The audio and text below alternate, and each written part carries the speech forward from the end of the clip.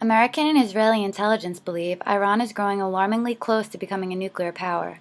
Israel is confronted with a crucial decision: destroy Iran's nuclear arsenal before they can use it.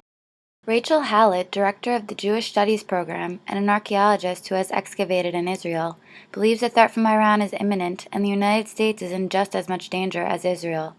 They're probably within a year of being able to have a nuclear weapon, and that nuclear weapon could travel great distances. And yeah, Israel is stop one, but the United States is stop two. According to an article in the New York Times Magazine, Israel's Prime Minister Benjamin Netanyahu and Defense Minister Ehud Barak believe Israel cannot afford to wait because Iran's main objective is to destroy the country of Israel.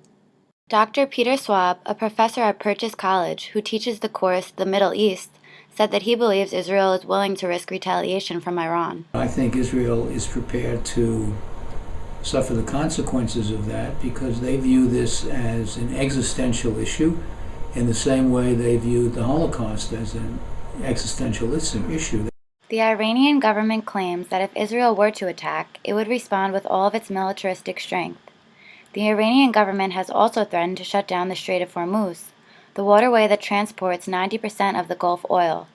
Israeli intelligence believes the Iranians' threats are exaggerated. So does Dr. Schwab. In fact, they did close it. It would affect the oil supply for the whole world, and Iran would not, in fact, be too popular because of it. So I doubt very much they'll do it.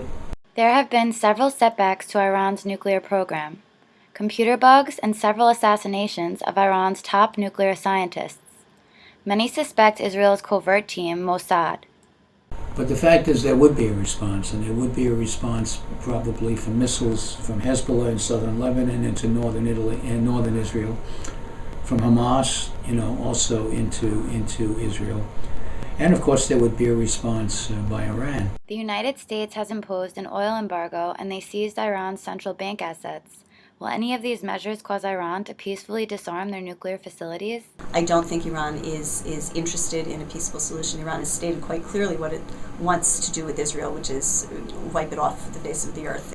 Purchase student Annabelle Raymond has family in Israel. As a Jew, it makes me pretty afraid to go back. I have family in Israel, so I don't know, the times that I've been there, it never really seems so dangerous. Should the United States be more concerned?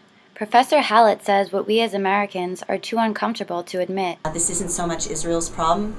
It is, but it is really a problem for the United States because the United States hasn't really experienced an attack by a country like Iran, certainly not on a nuclear level, and that is something that we absolutely want to prevent. This wouldn't be the first time Israel's gone after a country's nuclear facility.